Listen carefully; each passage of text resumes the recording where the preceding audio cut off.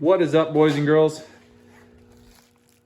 I got these this morning, super excited. It's Saturday on a long weekend. Did not expect them, been waiting over a week for them. They are for the big girl over here. So we'll get into measurements and stuff here in a second, but that's on the agenda for tonight. Making a little bit of progress on the new bobber build. I'm really digging these black bars. I'm pushing this one for an all blacked out look. I've always wanted one. Maybe we'll go rims and everything black, but that'll be an upcoming video.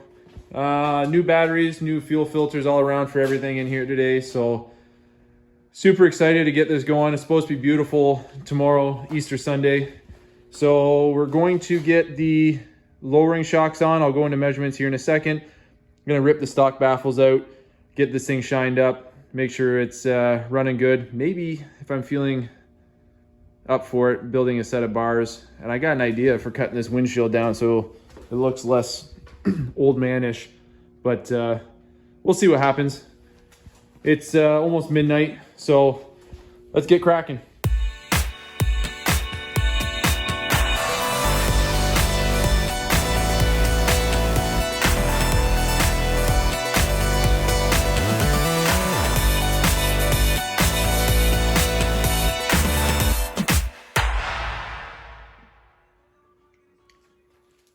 All right, guys, I'll try to post the link in the video description, but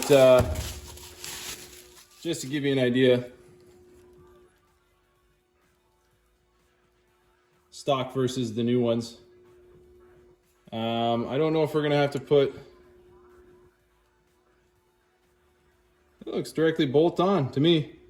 Everything seems to be lining up. These are actually designed for a Harley. They come with adjustable dampening in them. They're cheap Amazon pickup.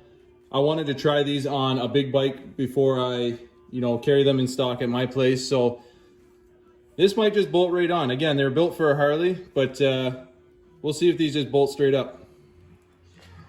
All right, guys, quick update. Super simple install. You remove the two 17mm nuts. Make sure the wheel is free moving. Remove the shock. Prop the rear wheel up, put the new shocks on. I'll get you exact measurement eye to eye here in a second. One thing I noticed right away, I've already measured this, the bushings on the new shocks are 0.143 millimeters bigger than the stock shocks that come on the bike. I tried removing the stock bushing and putting it into the new shocks. The stock bushing is slightly too small, about the same distance as the gap I have in here now. So I put it on here. There is, like I said, basically 1.5 millimeters of movement in there. Everything else otherwise fits. It fits the shaft and everything on there. So I've already put it on, dropped it, seen what happened. There was absolutely zero movement in the shock with the nut set on there. So I was happy with that. The only thing is it's set on the lowest setting on the shock. So I'm gonna have to stiffen that up because it was almost bottomed out when I was like really jumping on it. So I'll get you the eye to eye measurement on the new ones compared to the old ones, and we'll get this thing down and rolling. All right, guys, so the stock shock is 12.5 center to center. The new shock is 10.5 center to center with progressive springs. So I'm gonna tune up the preload on this and set her back down and see if we aren't bottoming out anymore. All right, so I'm pretty happy with the way these little shocks turned out.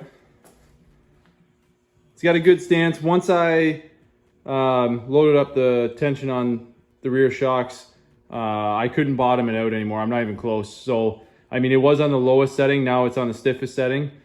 But man, what a difference. I'll probably end up backing it off one in the long run. But looks good. Got lots of clearance. The camera's kind of playing tricks with the exhaust there, but there's actually tons of clearance. I got a full fist still underneath the fender between the tires, so lots of room. I'm a 180, 185 pound rider. So that should be tons of clearance to kind of reference off that. I'd expect you could be 215-ish and still have good room, even with it fully loaded. So modify the exhaust next, kind of see how that sounds. Clean it up, kicking myself in the ass right now because broke the head off one of the bolts on the seat, just trying to put it back on. My own stupidity, it was a rusty bolt anyways. So got some penetrant on that. I'll just weld a nut to it, back it out, put a new one in there. But exhaust next, and we'll see if we got time for bars. All right guys, it's getting late. I think that's where I'm gonna wrap it up for the night. All I did for the exhaust, just to get a little bit deeper note, there's a couple layers of baffles in here, and it was just easier to, there's actually a seam weld on the back side of these tips. See if I can show you here. So there's actually a seam weld, and it kind of sits hidden to the back side. And all I did was cut behind it, removed it, and then pulled all the guts from the inside of it out. The stock, I guess you'd call it like a catalytic converter, is still in the center of the bike, but opens up the pipes. I mean, it's a big bike, so I kind of like the open look of the pipes now, not having that trumpet style, or I guess it'd be like a reverse trumpet. It gets skinny right at the backside, so having them open like that makes the bike just look a little bit, it fits the bigger look of the bike. So anyways, we're gonna end it there for the night. Gonna come out tomorrow morning, get it cleaned up, take it out for a ride, and really test these new shocks, and I'll let you guys know how they are. All right guys, I ended up finishing the Vulcan last night, and not even within 12 hours it sold. So it left, and I got a partial trade for the new build. Always wanted one of these. It's a 08 VLX 600, really good shape, super clean, runs awesome. Looks like they've just debaffled the stock exhaust. Other than that, it is unmolested. It is bone stock. So this is next on the chopping block.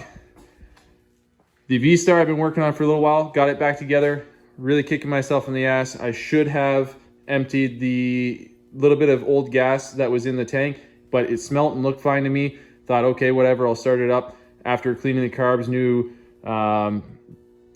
filter for the breather and everything.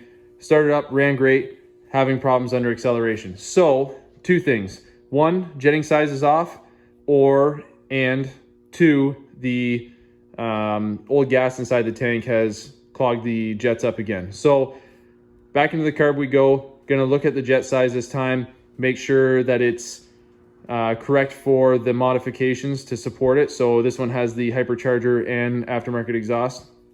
If the jetting is wrong, I'm gonna put the stock breather off the other build onto this guy. And if the jetting is right, I'm gonna go through the carbs, clean it one more time, get rid of the old fuel, put some fresh 94 in there for tomorrow, and hopefully ride this thing for the next week or so. We'll see. There's some modifications I want to do, get the rear fender done, get the sissy bar built, and probably lower the front end just a smidge, not as much as the last build, but a couple little things I want to do, get all the wiring relocated and stuff like that. So let's do this tonight and see what happens. Well, back together. Just gotta put the seat back on, but figured out the problem. And man, do I feel like an idiot. It's hard to see on there. A bit of old gasket from the jet seat. Ended up blocking the flow on the rear cylinder, and that's why I was getting problems on the acceleration. So remember to go back, check your work, never panic. It can be something small like that. I mean, it only took me about 30 minutes to get everything off, rip the carbs open from the side. I left the carbs on. You can get it from the passenger side here, sorry, the left side, and figure out what the problem was right away, put them back together and get the bike back together. So anyways, we're gonna cut it here. That should put together the video for lowering the Vulcan and getting most of this bike put back together.